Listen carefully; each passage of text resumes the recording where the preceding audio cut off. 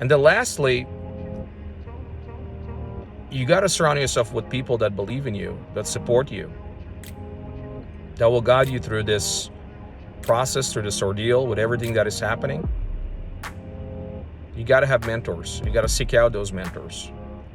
And also, make sure you take advice from people that actually doing it at the high level. I know there are a lot of people out there that have well intentions and they mean well. Some of them may be your family members, some of them may be friends. But in reality, they cannot relate to you. They cannot relate in what you're dealing with as a real estate sales professional.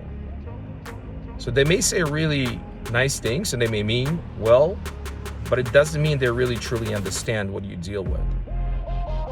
So surround yourself with those people that deal with it on a daily basis on the front lines.